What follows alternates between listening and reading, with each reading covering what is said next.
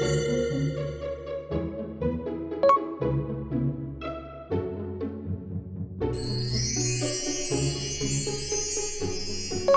んにちは、シャーロック・ホームズ。違うわ。こんにちは、MB サポートです。本日はイギリスのロンドンにあるシャーロック・ホームズ博物館の公式グッズをいただいたのでご紹介します。私はシャーロック・ホームズの冒険小説が好きです。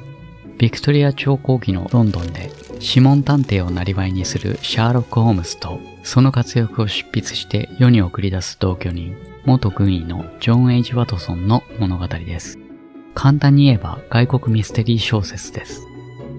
その影響で小説や映像作品に関連するアイテムをいくつか所有して楽しんでいます。以前ビデオで取り上げたものもありますが、まずはこれらのアイテムを紹介します。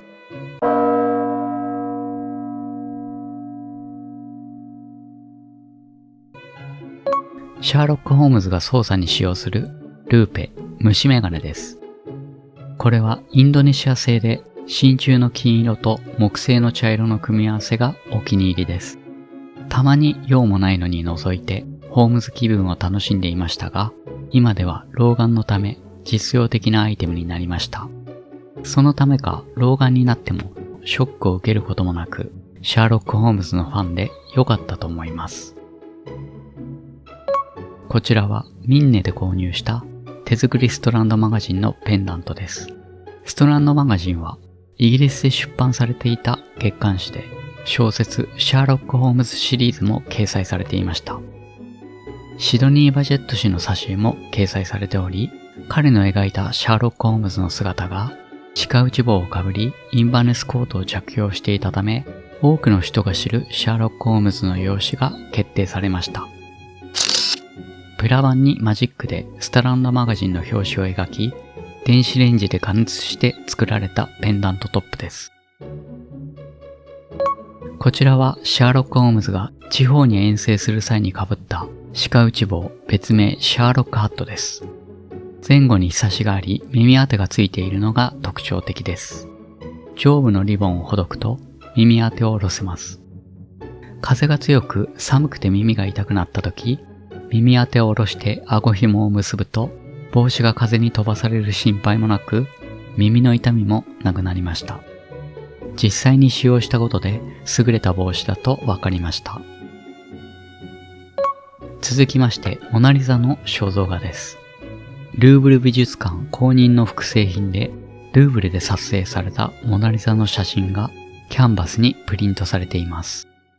原作には登場しませんが、グラナダテレビ制作のドラマシャーロック・ホームズの冒険の第2シリーズ第13話最後の事件に登場します。撮影したブラウン株式会社は1969年に買収と合併により消滅しています。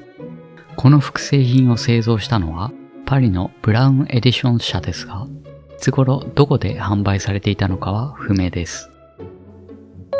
次もグラナダテレビ制作ドラマに関連するアイテムで、第1話ボヘミアの秋分に登場するアイリーン・アドラーの写真です。これは原作にも書かれており、アイリーンがボヘミア王に残した写真であり、ホームズが譲り受けた写真でもあります。こちらは第7話青い紅玉にて、コスモポリタンホテルの宝石盗難事件で、モーカー伯爵夫人の宝石箱から盗まれた青い紅玉です。現在は青いガーネットと呼ぶのが正しいのでしょう。でも私は青い紅玉の方が矛盾していて好きです。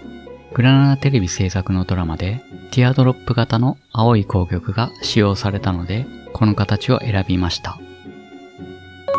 こちらもテレビドラマの関連アイテムで、第16話第2の結婚でシャーロック・ホームズが捜査に使うヒルダ・トレローニー・ホープ夫人の肖像画です。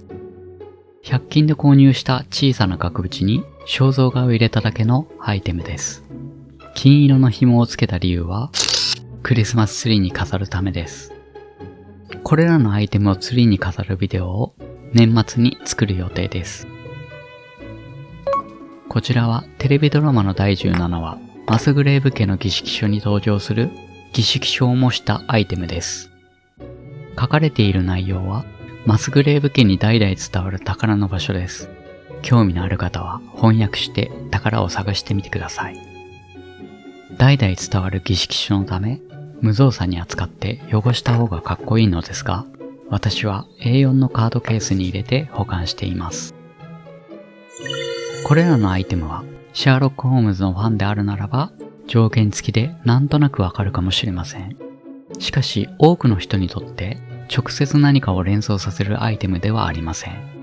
ルーペはホームズ以外の人でも使えますし、青い紅玉はシャンデリアの装飾の一つです。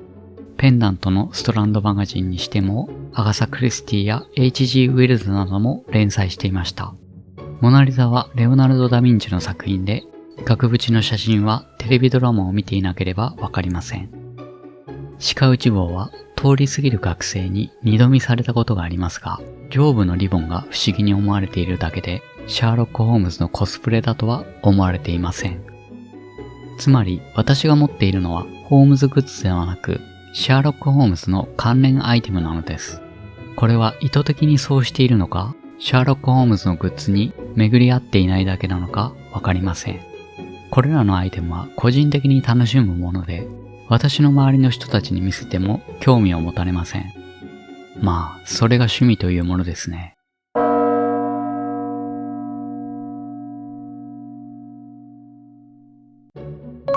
2022年から2023年の間、ゲーム実況を1年間休んでいた時、みんなで古本屋さん巡りをしていました。それぞれ好きなジャンルが異なっていたため、見つけた本を譲り合う必要はありませんでした。ある人はゲーム好き、ある人はディズニー好き、またある人はオズの魔法使い好きなど。でも私はゲームもするし、ディズニーもオズの魔法使いの本も読みます。しかし、シャーロック・ホームズに関しては、誰も本を読んでいないので、話ができない状態でした。そこで小説シャーロック・ホームズの冒険を購入して、スマートレターで送りつけるという冒険に出ました。興味があれば読んでみて、と手紙を添えました。私は新刊が読みたくて予約して購入した本でも、タイミングを逸すると他の本を読み出して、何年も積んどくする場合があります。たとえ友達に勧められた本だとしても、興味のない本を読むのが苦痛なのは知っています。なので、無理強いはしたくありません。しかしながら、暴挙が功を奏して、シャーロック・ホームズの冒険をすべて読んでくれました。これにより、赤髪組合とか青い紅玉の物語について、話が弾むようになりました。しまいには、グラナダテレビ制作ドラマのブルーレイを視聴するまでになりました。なぜヒーローの研究ではなく、シャーロック・ホームズの冒険を送ったのか。ヒーローの研究は、ホームズとワトソンが出会う長編小説であり、最初に読むべき物語です。一方、シャーロック・ホームズの冒険は短編集であり、ホームズとワトソンが出会った後の冒険が収録されています。ホームズシリーズを知るきっかけとしては、長編小説よりも好きなタイトルを選んでもらえる短編小説の方が読みやすいと判断しました。また、シャーロック・ホームズの冒険には、殺人事件を含まない物語があるので、ボヘミアの秋分、赤毛連盟、青い紅玉などを進めました。誰もが殺人事件の犯人探しを好むわけではありません。その結果、祝い事でプレゼントを選ぶのが面倒だけど、あいつにはシャーロック・ホームズのグッズを送れば喜んでもらえるという思想が定着しました。これにより、ここ1年くらいで送ってもらったシャーロック・ホームズグッズを紹介します。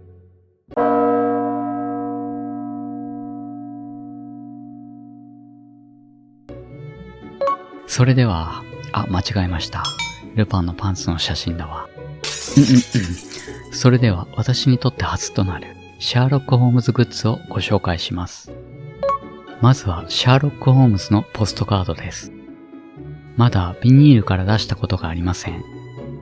というのも、クリスマス用の紐を探偵風のマスキングテープで貼り付け、クリスマスツリーに飾っているからです。でも、今回は開封して撮影します。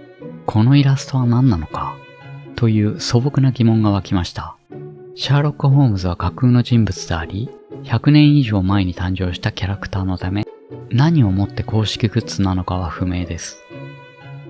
これから紹介するグッズは、イギリスのロンドンにあるシャーロック・ホームズ博物館の公式グッズになります。ポストカードは博物館の看板をモチーフにしていると思われます。博物館のお土産みたいな感じでしょうか。この博物館には、ホームズとワトソンが間借りしていたベーカー街 221B の屋内を想像させる室内装飾があります。ベーカー街は実際にありますが、当時 221B は存在しなかったため、ここが物語の拠点になったわけではありません。しかし、後にベーカー街一帯を合併して、番地が増え、ベーカー街221が誕生しました。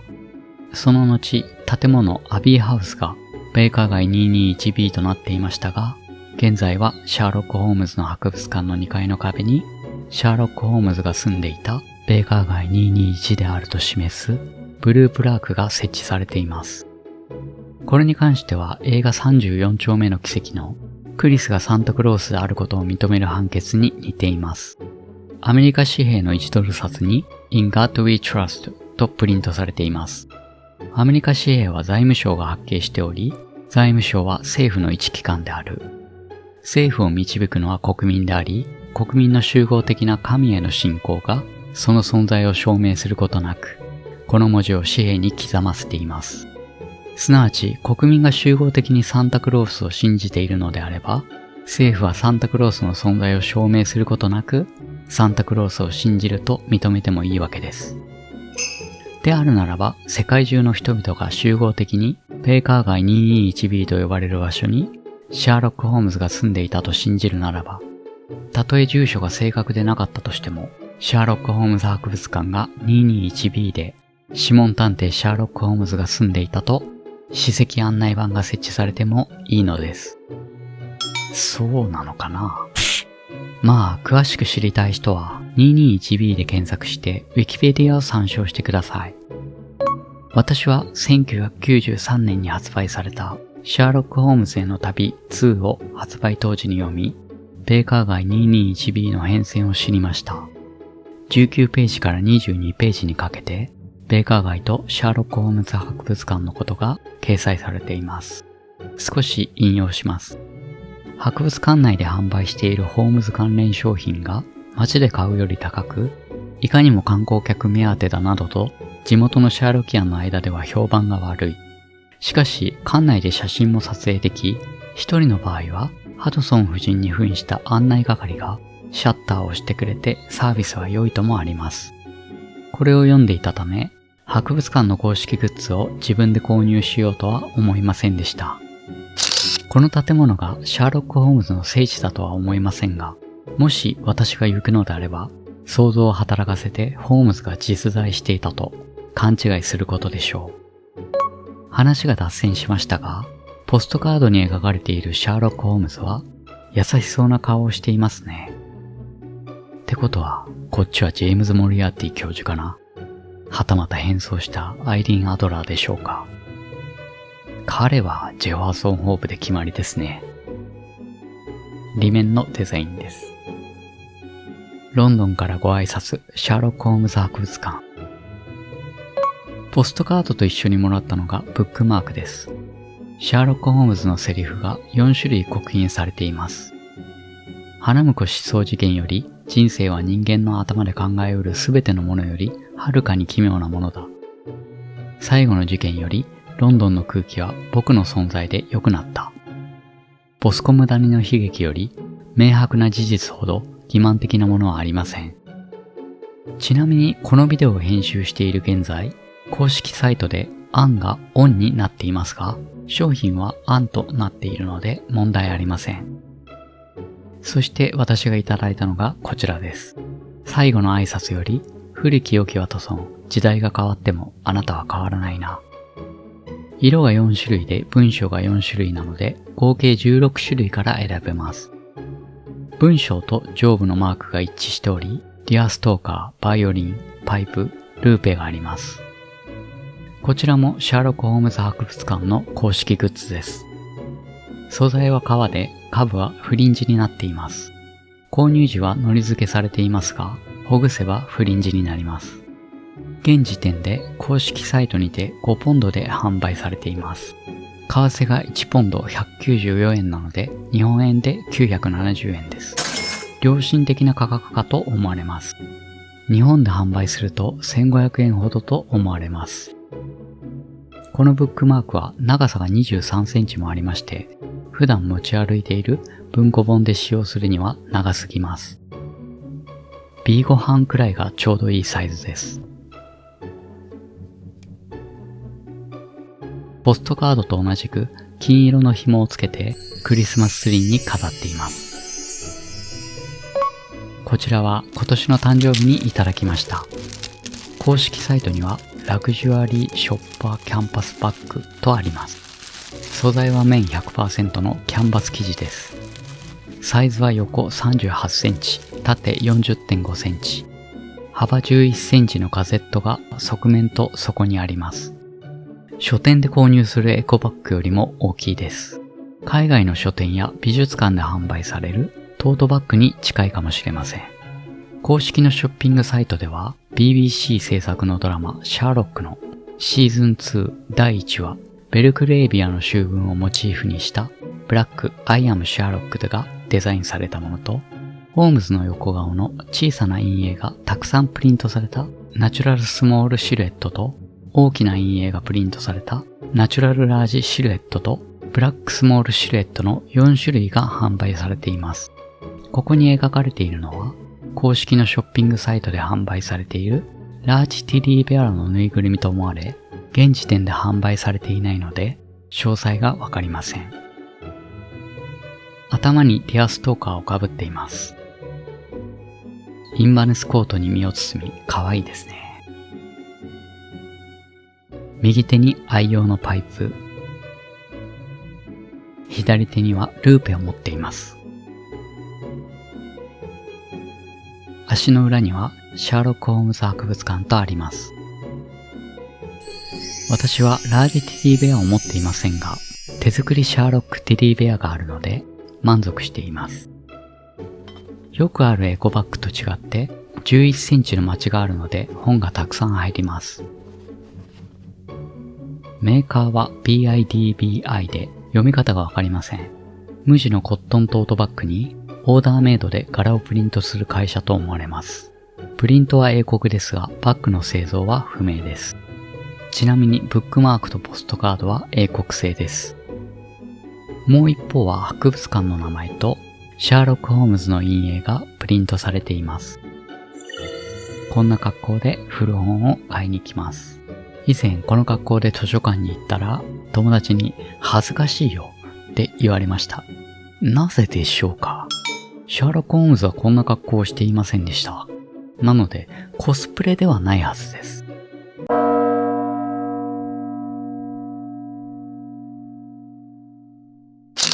シャーロック・ホームズ博物館のグッズは書店でシャーロック・ホームズのイベントを開催する際や、神奈川県鎌倉市にある英国アンティーク博物館バム鎌倉でも販売されています。今回紹介したシャーロック・ホームズ博物館のグッズはすべてバム鎌倉で購入したと言っていました。あと写真も提供してもらいました。英国アンティーク博物館にはベーカー街 221B をイメージした室内装飾が展示されています。グラナダテレビ制作シャーロック・ホームズの冒険シリーズでベーカー街 221B の白いマントルピースの上にあった鋳鉄製卓上化粧鏡も展示されています。これとガソジーンと呼ばれる炭酸製造機を見に行きたいのですが、いかんせんデブ症な私でして1年経っても実現に至らず。最後に紹介するのはバム鎌倉オリジナルガチャのアイテムキーホルダーです。これもいただいたものなので私がガチャを回したわけではありません。シャーロック・ホームズアイテムキーホルダー全6種類。アイテムは虫眼鏡、懐中時計、ストラディバリウス。ストラディバリが制作したバイオリンで、ホームズは質屋からわずか55シリングで入手した経緯があります。形状からしてキャラバッシュパイプ。変わり種はバスカビル家の犬です。そして今回の景品が鹿打ち棒です。シャーロック・ホームズのトレードマークになっていますが、遠征の際に使用した帽子です。シャーロック・ホームズは都会のロンドンに住んでいたので、シルクハットを常用していたと思われます。できれば秋や冬の季節にバム鎌倉に行きたいです。ちなみに、ベーカー街 221B の部屋を見学するには入場料が必要ですが、売店は無料で入れます。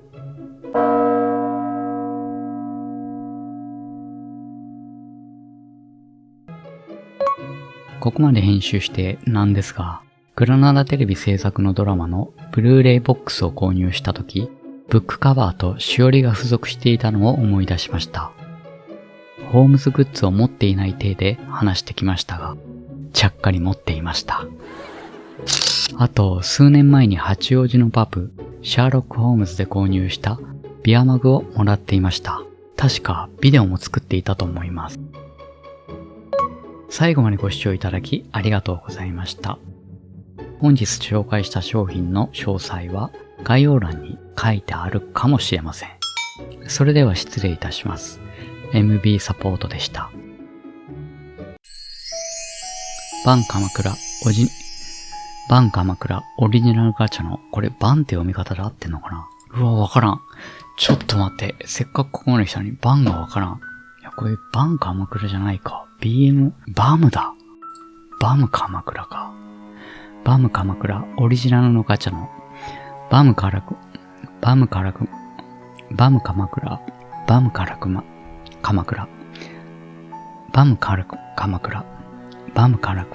オリジナルガチャのバム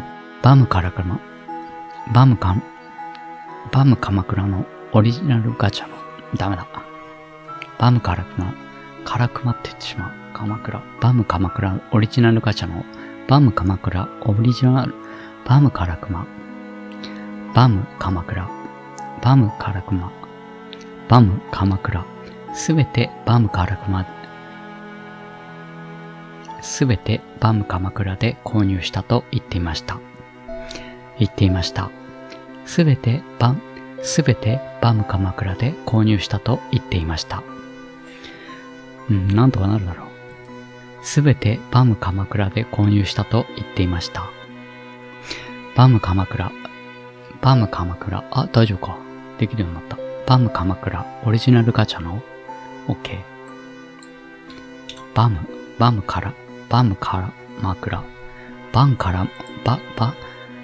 なんで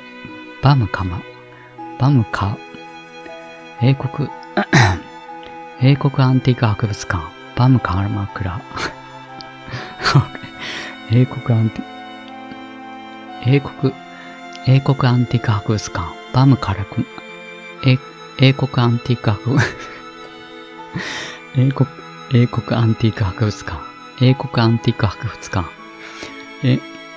英国アンティーク博物館バム鎌倉おかしいな。ゲシュタルトの崩壊。鎌倉って字が読めなくなってる。鎌倉って合ってるよね。鎌倉市。そうだよね。